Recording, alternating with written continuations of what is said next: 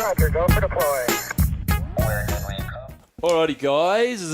Welcome back to Adventure Fit Radio. Doc here, sitting with Tommy. Tommy's Tommy's laying on my housemate's bed, in a looking sexual very way. seductive. Yeah. So it's really good. It's really good. I'm really enjoying it. Anyway, guys, we got a rather serious shoot the shit topic today. We just talked about some struggles we've had with mental health and panic attacks in our history and how we've kind of combated it and what it's all about. Basically, a little bit of a look into our lives, and hopefully some people that might be struggling with some similar stuff might get something out of it. And if you're not struggling, then at least you'll understand a little bit more about mental health and what people go through. So we are sponsored today, guys, by a couple of great companies. The first one is Quash Creative. Quash is an Elwood-based design firm run by our mate Sean Marsh. His sole aim is to solve business challenges with creative solutions. Basically, guys, if you mention Adventure Fit Radio, Sean will give you a free SEO report on your website or feedback on your existing brand. Marshy did our audio intro for the podcast. He's also a fantastic digital artist, graphic designer, anything creative. You want to go to Quash. So head to quashcreative.com.au. And also, guys, we are sponsored by Audible today. Audible is the home to a wide selection of digital audiobooks, including bestsellers, new releases, exclusives, and much more. Listen anywhere, anytime on your tablet, mobile, or desktop with the free app. Guys, head to www.audibletrial.com/ADVF radio. You'll get a free 30-day trial and one free audiobook. You will absolutely love Audible. It's my favourite app. So good. On my phone. Well, that and my podcast app. And the Pornhub app that you have, yeah. And then Grindr is also one that I like to take the piss. But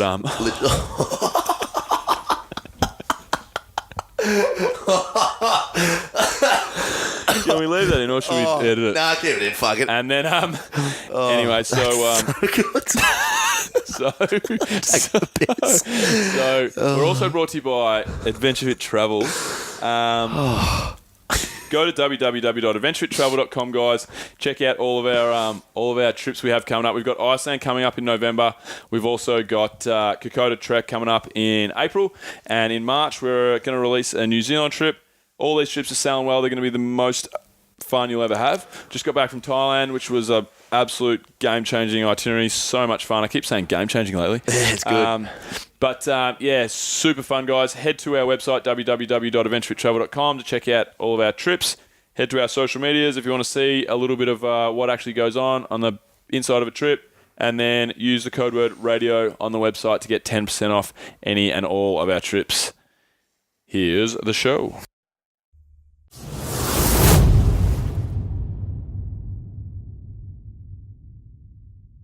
Now we're recording, for fuck's sake. Oh, that's gold. All right, here we go. And we're back. Oh, actually, you know what? We're just going to fucking keep this in. Because none of that was recording. It's classic. So, guys, for everybody at home, we were about 7 minutes into a show then. And that's a no-show. That's an invisible show because we weren't recording. It's insane. So, I'll reiterate what I spoke about before. Guys, this episode is another mental health one. Our biggest shows, I guess, and Bill mentioned before that we are kind of fishing for likes here, but our biggest shows are the ones dealing with mental health, specifically the ones about our personal experiences with anxiety and depression to a lesser extent, OCD, all that sort of stuff. Bill and I haven't caught up in a while, and I thought it would be good. I've been doing a lot of stuff on YouTube, and I guess the main reason why I wanted to do a podcast like this is because I feel like my YouTube stuff and the podcast and Adventure for Travel can really sort of be intertwined easily because we're all it just makes sense to put all these things together.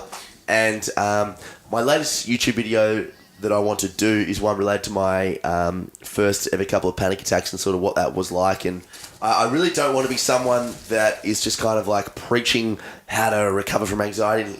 I don't really want to be a life coach. I want to be just kind of like a mate that you can talk to sort of thing. Because I've fucking experienced the lows. I know all my closest friends have experienced things like this. And I think if we can just make it super open and easy to talk about, then we're all just going to be better from it. But panic attacks, yeah, guys. And I've asked this Bill to you before, but I'll ask you again. When did a panic attack... So when were your panic attacks in relation to your timeline of anxiety? When did they become prevalent? Well... And we are recording right now. Well, basically, I'd never really known what a panic attack was. I was well aware of the term. I'd obviously heard people talk about panic attacks. I think I'd even heard about Dan Harris's panic attack. Obviously, I've just read his book, 10% Happier. I'd heard news reporter has panic attack, maybe seen the YouTube video or whatever, but I'd never actually understood what the term meant. I'd never felt a panic attack happen to me, so it wasn't something that I thought about ever in life. You know, I'm not like, I wonder what a panic attack. I wonder if I'm going to ever have my first panic attack. It's just I never knew what it was going to be like. Never thought about it, but it was. I mean, I had little bits of anxiety on and off throughout the younger years of my life without really knowing what they were, and then you know I can't really decipher whether a lot of that was due to like taking recreational drugs all the time, partying heaps. They say that's young, in some ways related, yeah. Yeah, I don't know. So, but basically, I talk about the fact that like my real anxiety that I've had a little bit of trouble with started 3 years ago, basically, when I started Adventure Fit. You know, pretty much all kind of intertwined. So my first panic attack was at my best mate Frey's wedding over in Bali in Canggu, and yeah, basically I'd gone from straight from the first ever Adventure Fit trip, which was 11 days in New Zealand, and it was a really highly stressed 11 days. I'd struggled a lot with anxiety, social anxiety on that trip, really freaking out. Why doesn't everybody like me? Did you know this was anxiety at the time? Yeah, I'd started to put the pieces together and understand what was going on. Yep.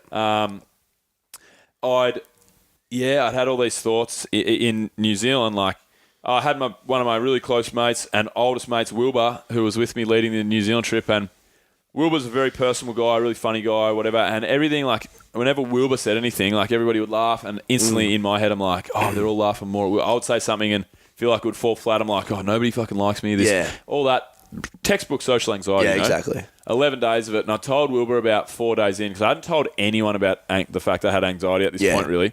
I told Wilbur, I'm like, hey, man, I just need to let you know I might need you to pick up more of the slack from this point of the trip. I'm really, really struggling with anxiety. And he was like, what the fuck? What are you talking about? Like, Wilbur's someone who is an absolute champion, but could never get his head around anxiety because he just never had any even imagination of what it would feel like. Yep. Although his partner, Elaine, has helped me a lot. She's been through a bunch of stuff, but Wilbur just couldn't get his head around it. And then, anyway, so that was a really hard 11 days for me. I loved all the friends that I made. I made friends for life with a lot of people on that trip. I had some game-changing, epic experiences. But it was a bit of a negative impact on me because I'd just been through the grill, you know, anxiety-wise. And then, so I flew straight from there, straight to Frey's wedding in Canggu in Bali. And I thought, all right, sweet. Everything's relaxed now. I'm with my mates. All the hard work's over. I don't have to stress about Adventure Fit anymore. Blah, blah, blah, blah, blah. And then when I got over there, I landed and I started hanging out with the boys and I started getting those same thoughts. I'm like, I remember hanging out with Fish, one of Frey's brothers, who's a great friend of mine. And Fish is like up and about at all points of the day, like real loud, outgoing, whatever.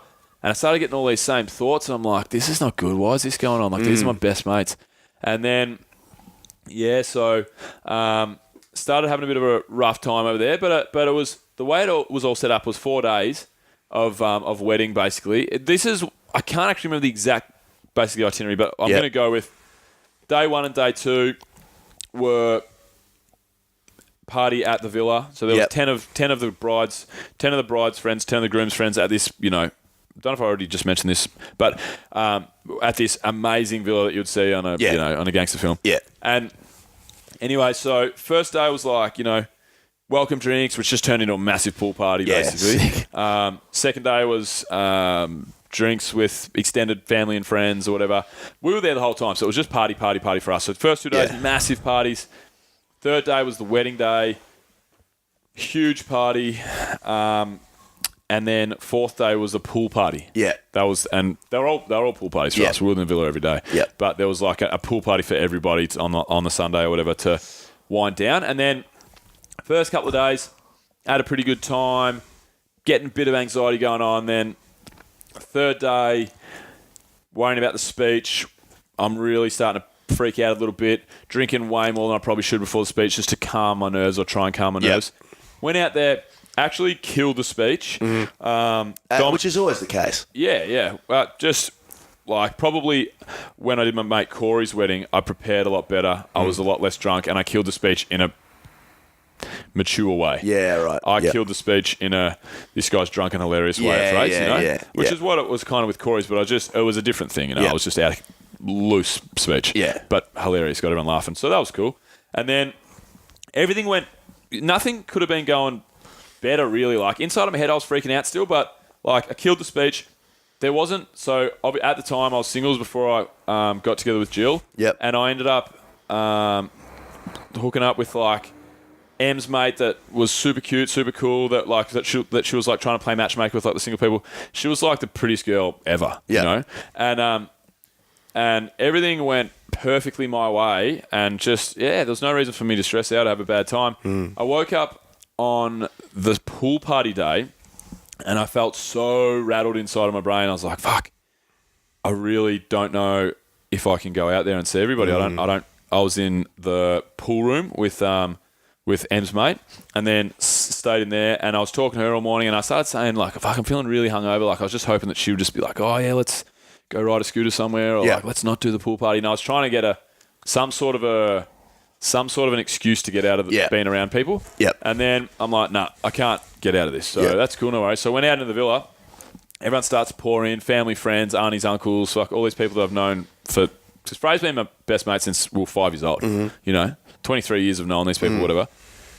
And then it got to the point where we're all sitting around this table. It's like a 10-person table. It's not a round table. It's like a rectangular table. I was just sitting one of the seats there, and everyone's still drunk from the night before. Everyone's like, it's 10 a.m. Everyone's a couple of beers in because it's just a bender pool party basically. And so I'm like, okay, cool. I'm just going to beat this like I did yesterday by drinking through it. Yeah. Basically, I'm just going to really push hard on the beers and I'll just relax. Yeah. That's just what I've done before. It's going to work again. And then I started drinking beers and then it started to like escalate the whole thing. Started to make it worse. And then I remember just sitting there. Ricky was sitting next to me and I remember, just everything that anybody said that was got a laugh, it made me feel uncomfortable. Yeah. It made me feel like I was missing the joke. Because when you have anxiety, you feel, I think you feel 20 IQ points dumber. Oh, it makes you feel way dumber. Because you're foggy. Yeah, that's right. Your brain's tired. Yeah, and you're so focused on like something which is not real that you can't focus on any logistical thing. Your brain is so tired. And so I'm thinking I'm missing out on the jokes. I would say something very, very rarely and like I just feel like I was getting nothing. And it was snowballing in my head. I'm like, right, I fucking don't know if I can handle this. Yep. Really don't know if I can handle this. And then I just looked at Ricky and she knew what was going on, She knew exactly what was going on. She was pretty intuitive. Yeah. And then, anyway, so I jumped up. I walked out of like the kitchen lounge area of this villa. And by this stage, there's like 50 people there. There probably end up being like 100 people by the end of the day. Yep. Big families, And then I walked we were staying in like, the lads were staying in like a dorm kind of setup, but of this epic villa. It was a really nice room, but it was like kind of bunks and like a dorm kind of looking setup. Yeah. I went in there and Ricky didn't come with me actually. I went in there by myself at the start. I walked in and just I like fell onto the bed. Yeah. It was basically like, I didn't cry, but it was like I'd given up. Like I fell, collapsed onto the bed face first and just facing the pillow and just hugged the pillow. Yep.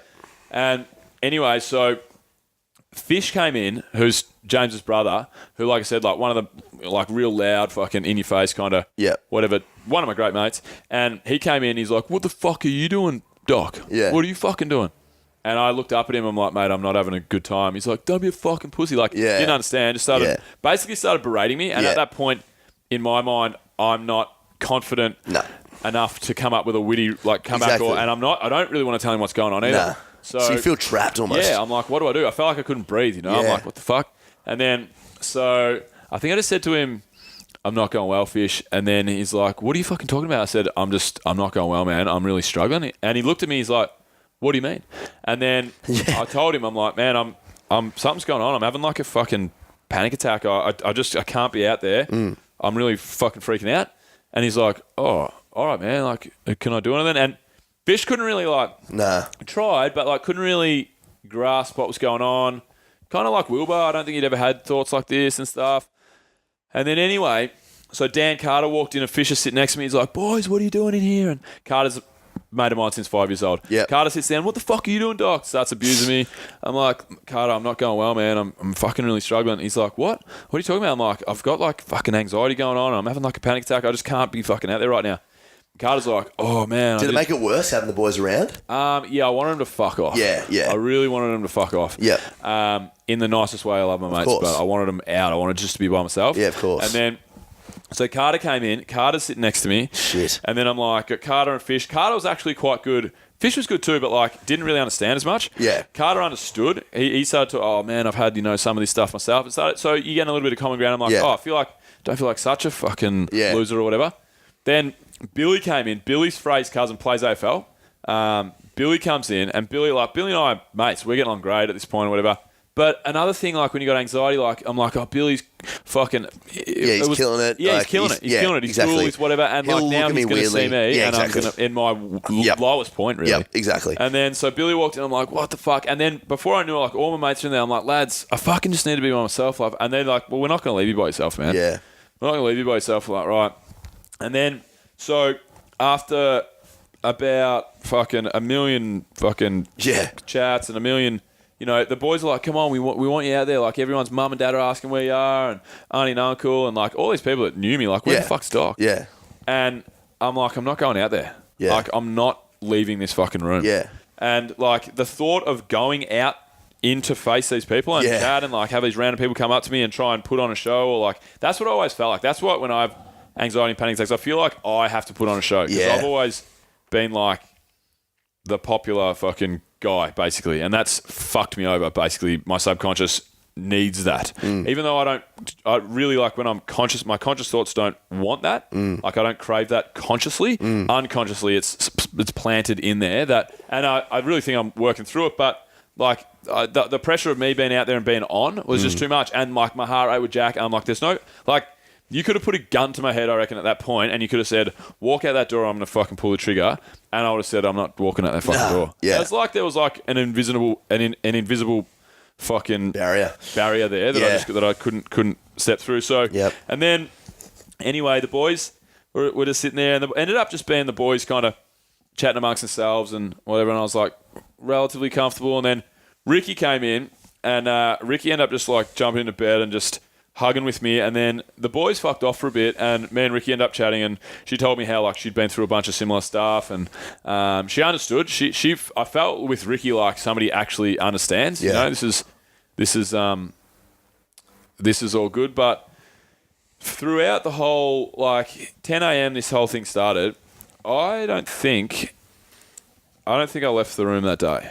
So give us a timeline. So 10 a.m. is when the panic attack. Is that when you entered the room? Yeah. Okay. So you've been experiencing it from what? As soon as you woke up at like 8?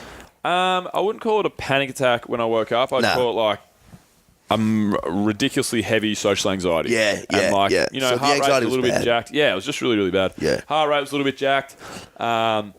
Just inside my head like you wouldn't believe. But it wasn't really a panic attack, I don't feel like, until I sat down at the table talking with all my mates and everyone's up and about around me, and that's when like heart rate's proper pumping, like I'm starting to sweat, like I can't actually think of a word to say because I've got so much shit going on in my brain, and that's when I'm like, my instinct, like just stand up, get out of here, like escape, fucking move away.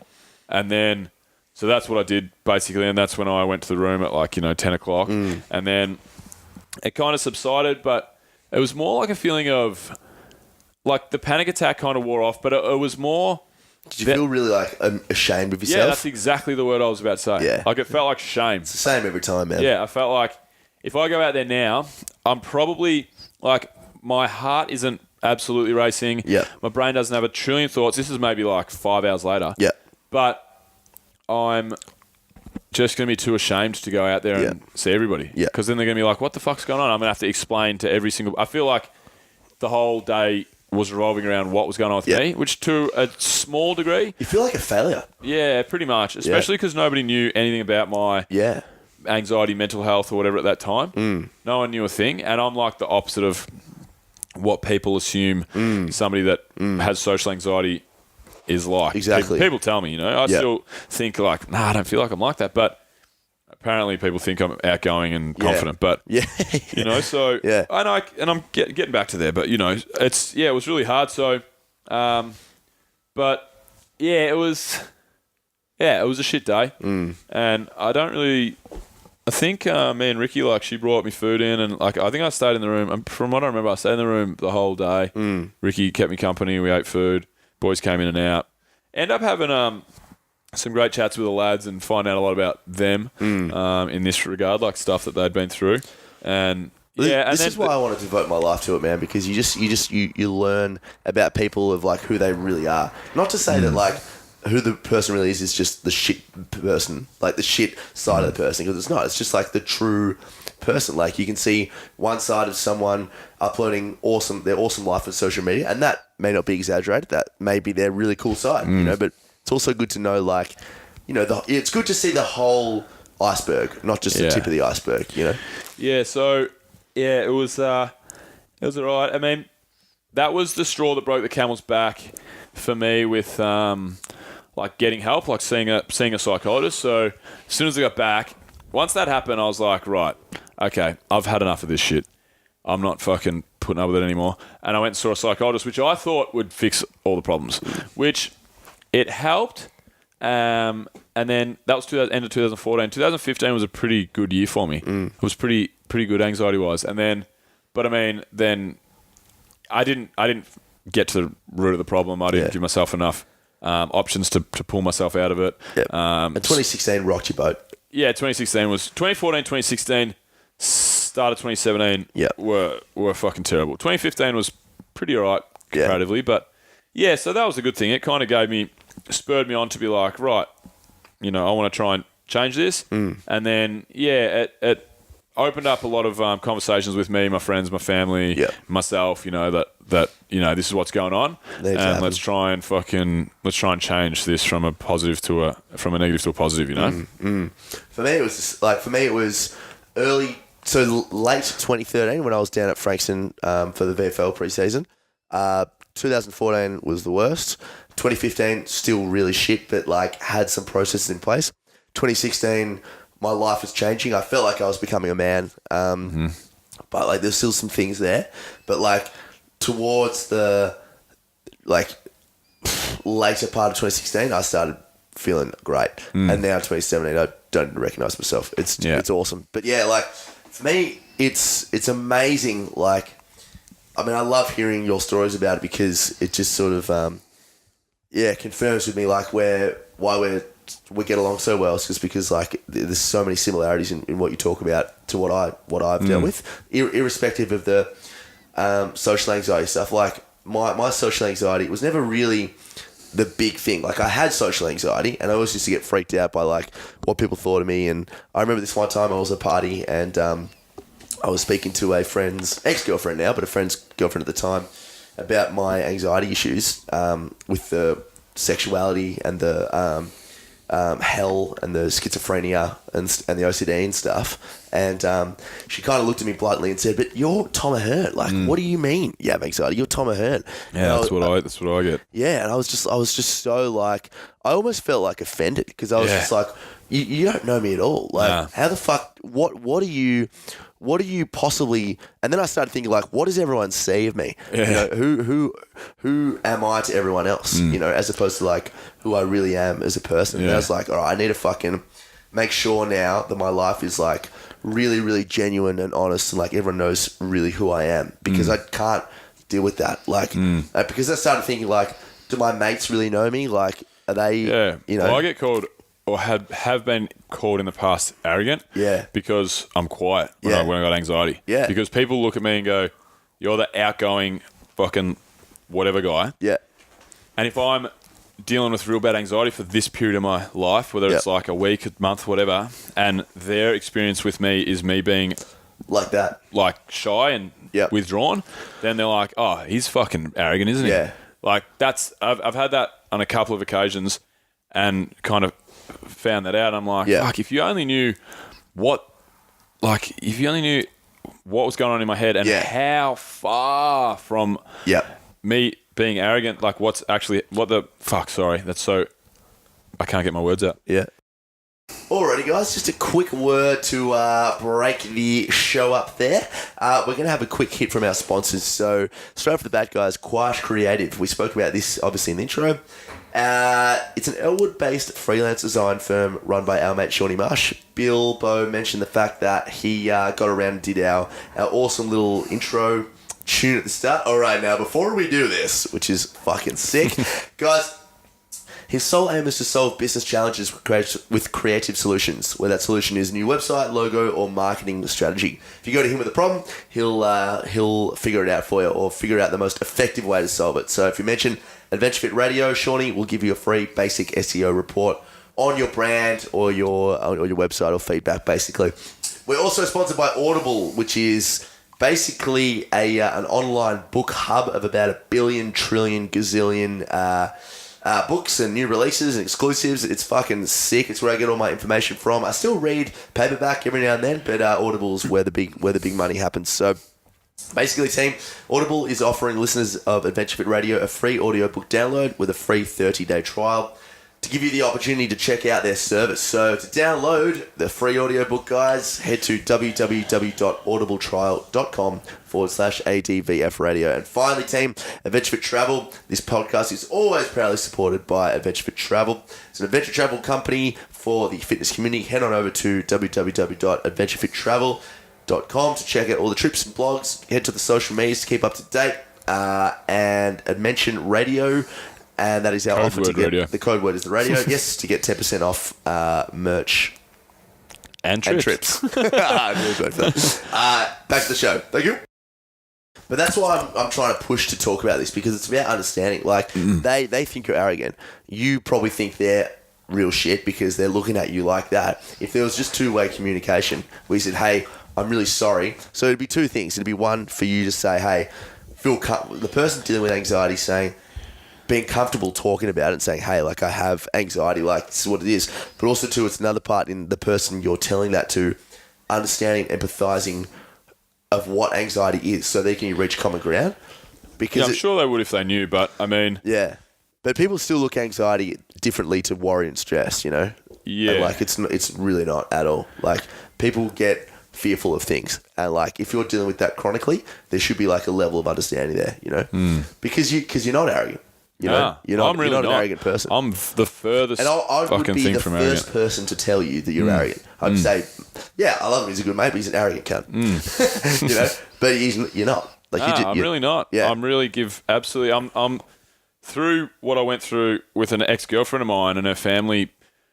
I was never arrogant when I was young, but like I got put through the grill with my ex-girlfriend. Her family just used to call me fucking dirt, basically, because I was from the peninsula and I was a tradie at the time. You know, I had 3 houses at the time when I was 21, going out with this chick, but because I was from the peninsula, like I was judged. I've never felt it was insane what I got put through, like insane. I got abused, sworn at. You're a fucking asshole. You're a fuck off. Like, get out of our lives. You've ruined our daughter. Like, whatever. And I was the best bloke ever. You've ruined your daughter. Yeah, because like all this stuff, and it was all. I got apologies, and oh my god, I never realized you're the fucking best guy. Like, this is down the track, and I was just like, but especially because of that. Yeah, especially because of that. Yeah, like fuck it. Yeah, I'm just not arrogant. Yeah, I mean, I've got other faults. Don't get me wrong. Yeah, I've got lots of other faults, but yeah, I'm not arrogant. So, but it is funny how the perception is like perception of what people look at, and you talk about social media, for example. Yeah. Like, that's another thing with me. Like, people, when I got off social media and I started talking about how negative I think about the impact Instagram has on people's lives. Yeah. And now I'm back on it so much and, you know, trying to build my personal brand, all that fuck, whatever. Yeah. But, like, when I was talking about the 15 minutes of people's day that you see and how, and somebody said to me, like, oh, that's not the real life of what's going on. Like, you don't actually know what this person's going through. You don't know what's going on the other end of that photo.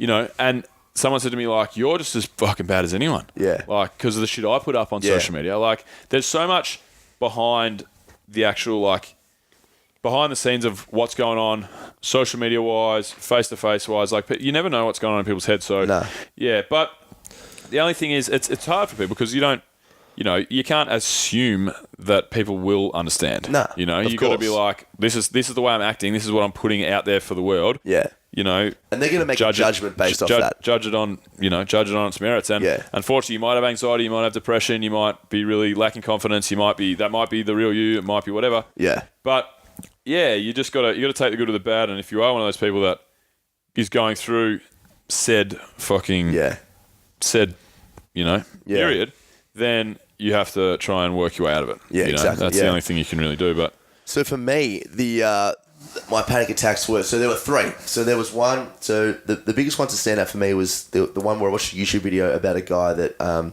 claimed that he went to hell and back. There was one where I was watching Ellen and a really sort of masculine looking rugby star came out gay.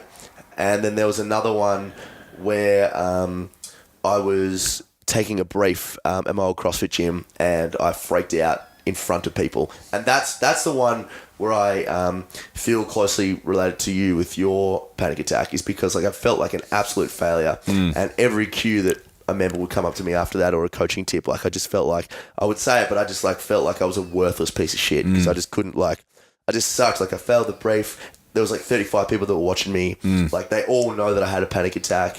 It was out on the table. I couldn't hide it. I felt like a failure, but like there were prerequisites to it. And the first one, which was that hell one, was I would have been like maybe 18 or 19 at the time.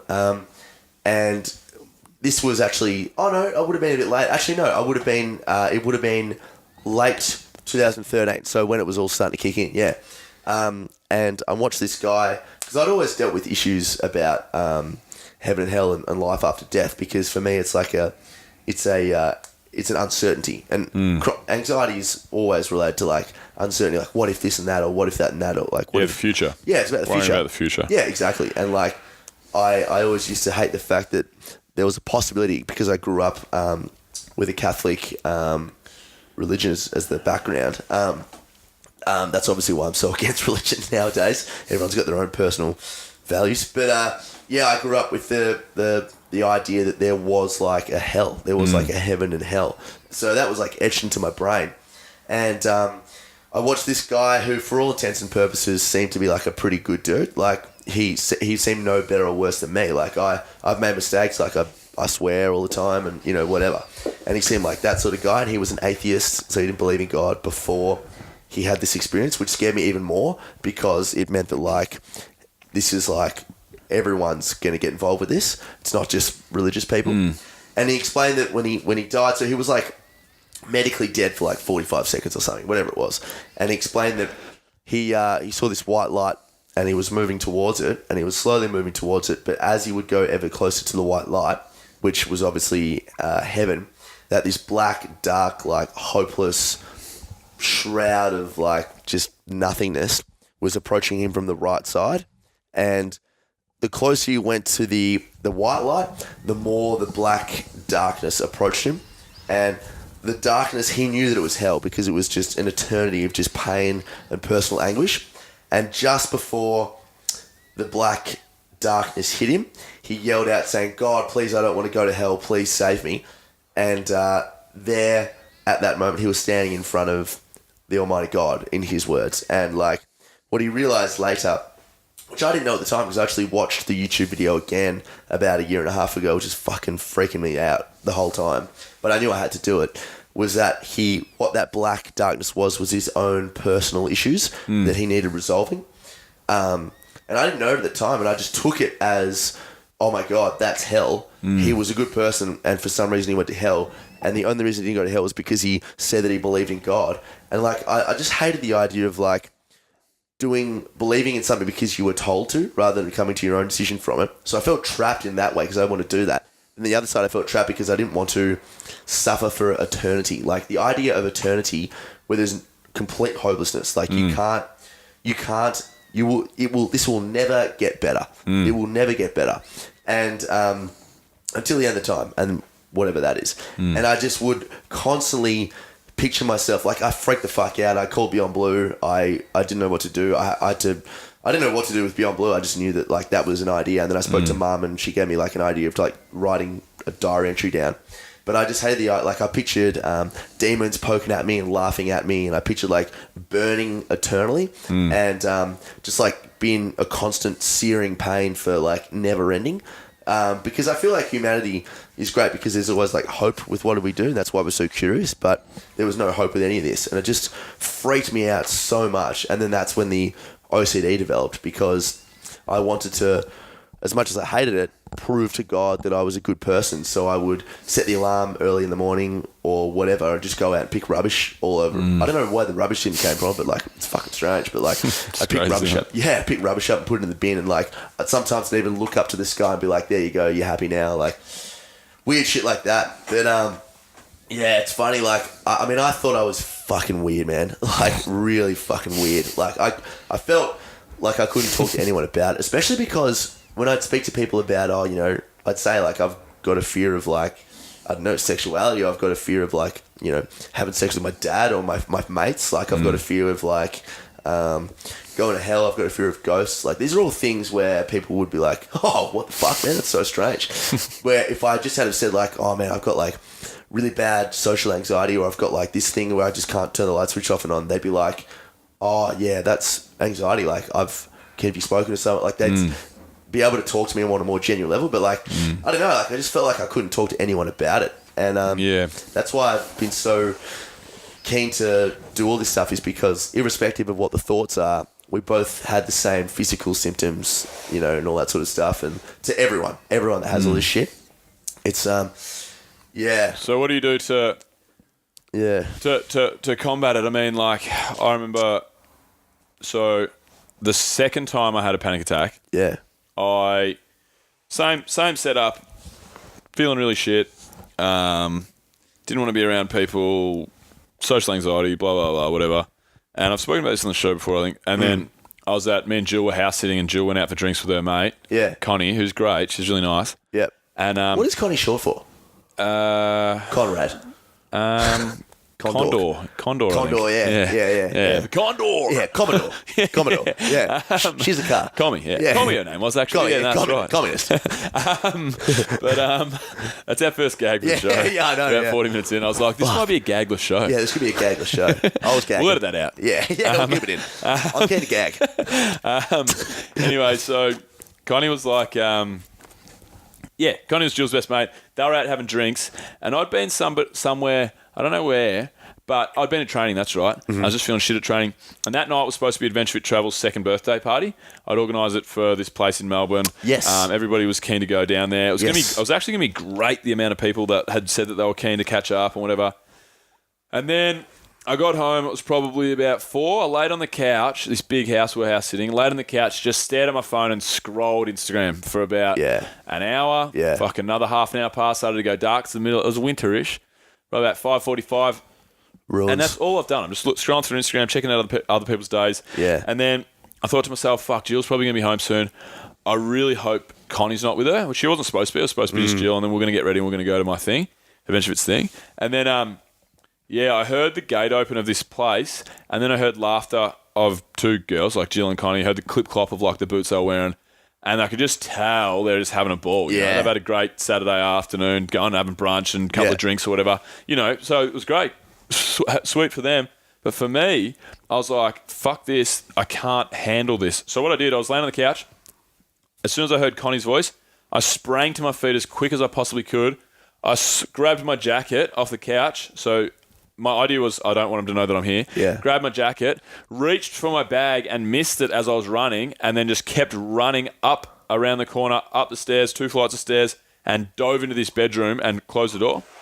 And I'm like, fuck the beds, fuck the bags there, fuck the bags there, fuck the bags there. Like, they're going to know I'm here. Yeah. And then Jill's like, Bill, you here?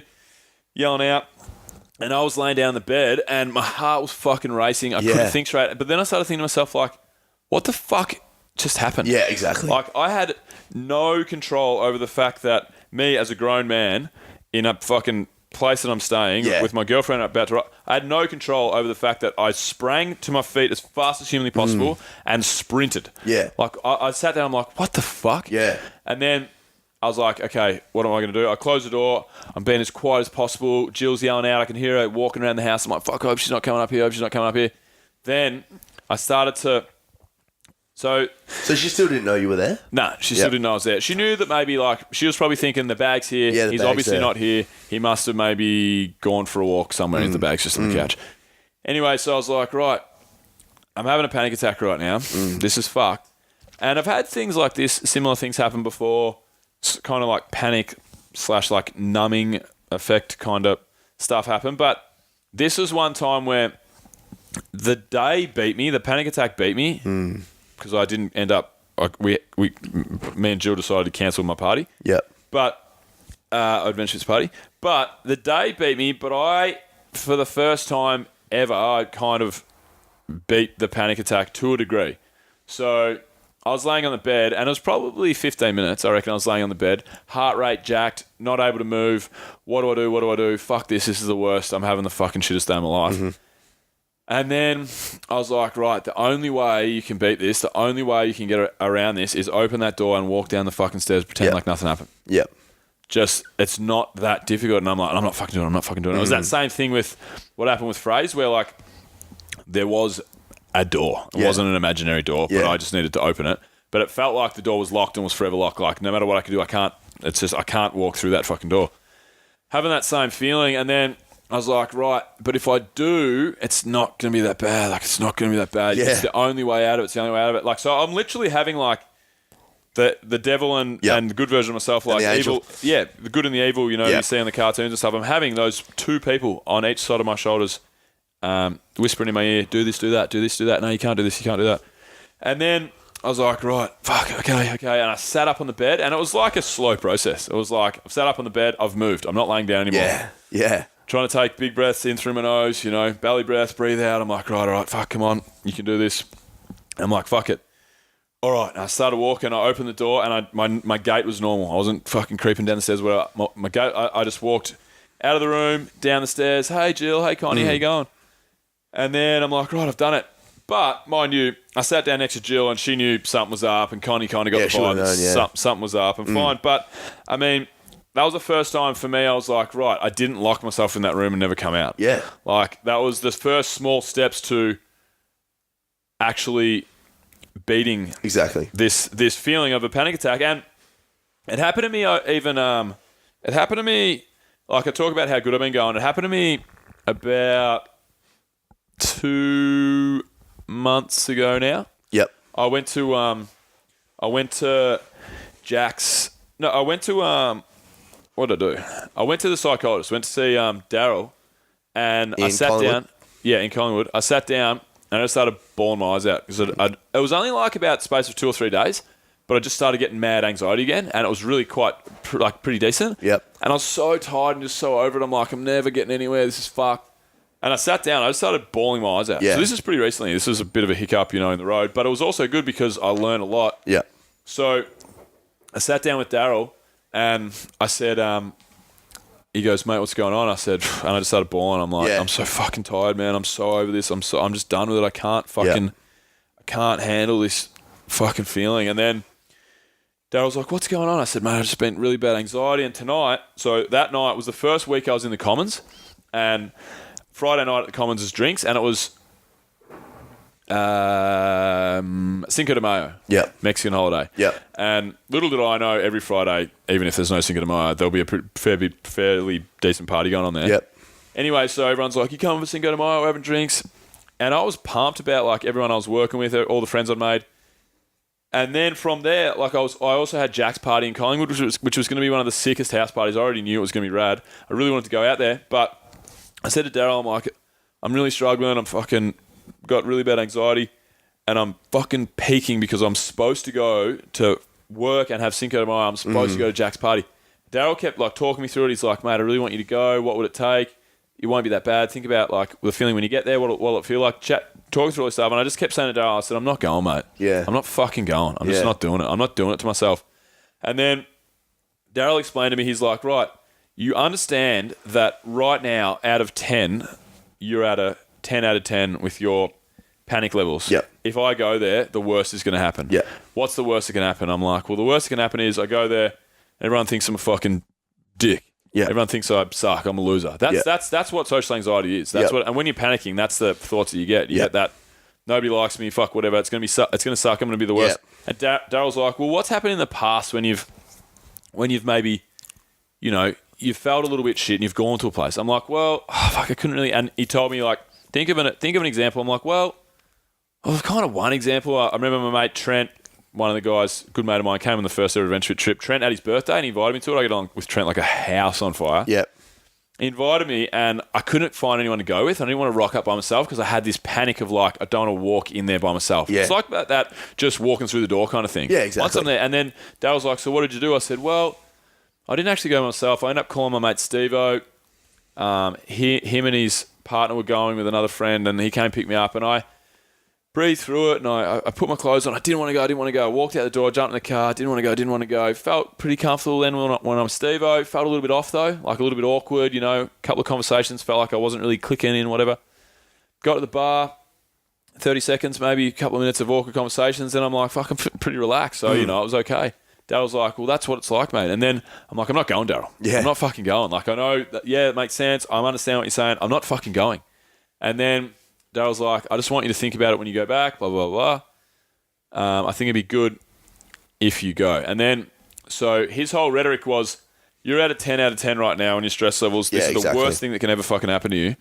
He goes, if you can conquer that fear, if you can say to yourself, right, I don't want this to happen. I don't want to go to this thing because it's going to be bad in all these different fucking ways. Yeah. And it's going to suck because I'm going to feel like this. It's going to be the worst fucking thing ever. Yeah. If you go there and you have the same experience that you had with Trent's party, you go there and you go, fuck, that wasn't so bad. Yeah, exactly. Then that's experience and that's practice, basically. It's definitely practice. Definitely practice. Because you can take that as precedence. Yeah, that's right. And he's like, so if you can build up a bank of experiences where you've got, right, that was a 10 out of fucking 10. I didn't want to go. And I walked in and it was fucking pretty awkward, but it wasn't that bad in the end. Then you're like, you can actually call on those memories, call on that experience and be like, right, you know what? I know I don't want to go. I know I'm feeling shit. Yep. I know I might be a little bit awkward at the start, but it's not going to last. Yep. I'm going to be around my friends. I'm going to have a few laughs and I'm going to relax. It's going to be good.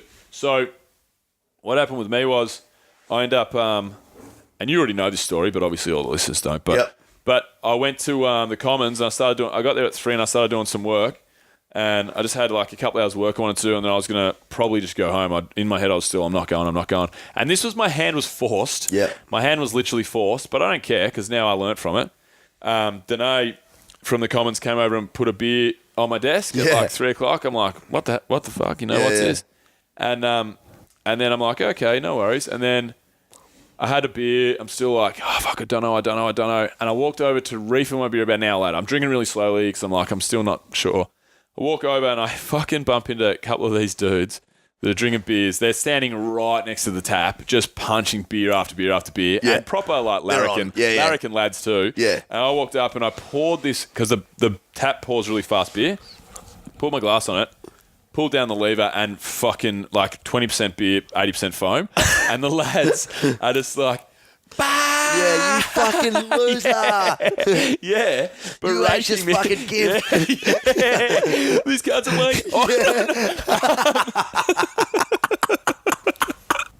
don't know why I went so hard. So I already said the C-bomb here. Anyway, These cards are like... Dash him. Yeah. But pull his pants down. Jack him off. We've lost it. Oh, let's go. Anyway, I haven't cut all that out. No, I'm keeping it in. No, just joking. But anyway, so it started berating me. Yeah. And then I'm like, oh no. And I started, self-deprecating, having a bit of a laugh. Poured another beer, fucking limbered up next to these guys and started, giving them a bit of grief and like just having a chat. Yeah. And I ended up just standing there with these guys for about 30 minutes, had the funniest conversation, and then I'm like, right, I'm on here. This is great. I'm having a great time. Yeah. And then I realised, I'm like, well, that wasn't so fucking hard. Yeah. And then from that, well, then you ended up having a fucking best house party. Yeah. It ended up being amazing. Yeah. I went to the house party, and everything that I everything just went well. Yeah. Everything went good. Yeah. And I had the best time ever. Well, and that's the hardest thing about it, though, man. Is it like the easy the can't believe what I just said. Oh, it's so good. Oh, That just like shows how much of a lad I am. Yeah, exactly. Yeah. Let's pull his pants down, jack him off. Yeah. It's like, all right, mate. But like, literally, the hardest thing to do about having a panic attack or any sort of anxious thing is the only way to cure it.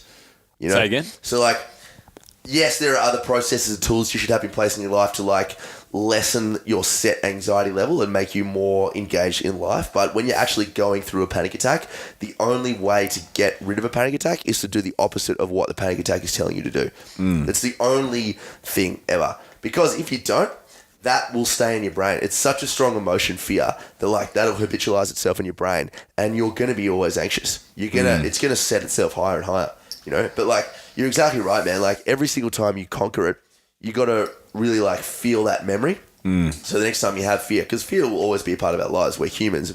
We have anxiety in the amygdala to keep us from danger, and so like it's always going to be with us. But like, it's about remembering that. You've conquered it before. You can conquer it again. This time is no different from the last time. This time is probably easier than the last time. Yeah. And you just got to keep doing it. And that's how you grow. That's why I'm obsessed with it, you know?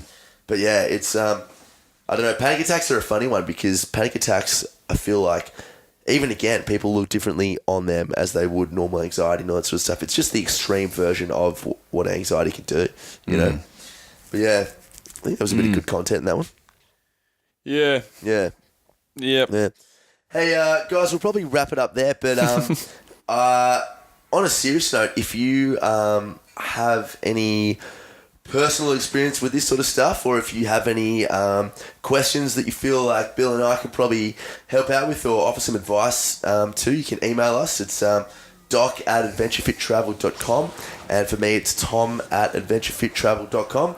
Obviously, you know, these things this is a fragile subject and we're just speaking anecdotally on them and from what we've learnt. But there are services out there like Beyond Blue, which I think is fantastic, and the kids helpline, depending on what age you are. But if you think it's just some advice sort of stuff or some experience you've had as well, don't be afraid to reach out for sure, because we fucking love talking about it. I know I do, for sure, yeah. Yeah, and you won't be the first people. Like me and Tommy get messages and emails and comments all the time about the stuff that we talk about, and it seems like, you know, there's more people out there than we really first thought that are listening to what we're saying, and that actually want advice and help and guidance and stuff. And even though, you know, like I said, 2 months ago I was in tears with my psychologist, I still bump into people all the time that tell me they're going through the same thing, and they're not actively trying to help themselves. Yes, you know, exactly. not fix, but to help themselves. Which is a they real don't know. issue. They don't know. Like I might be still only halfway through my journey, and it might be a lifelong journey. But I definitely I know what makes me happier. I know what I can do to combat these things. So yeah, anytime anyone ever wants to reach out, that's what me and Tommy are for. Beautiful. Alrighty, guys. Well, we hope you enjoyed that one, and we will speak to you next week. Bye-bye. Alrighty, guys. If you liked that show, please head to iTunes and subscribe. If you are already a subscriber and you like that show, do us a favour. Go ahead and leave us a rating and review. They help us climb the rankings, help us get more downloads, help us no ends to bring you more content, more guests, more awesome Adventure Fit radio-ness. And also go to the show notes, guys, which can be found at www.adventurefittravel.com/radio. for anything that was mentioned in the show. And finally, check out Quash Creative and our mate Sean Marsh. Head to www.quashcreative.com.au, and also Audible for your 30-day free trial and one free audiobook, www.audibletrial.com/ADVF radio. That's it. And lastly but not leastly, Adventure Fit Travel. 10% off any and all of our trips. Use the code word radio at www.adventurefittravel.com. See you next week. Discovery Roger, go for deploy.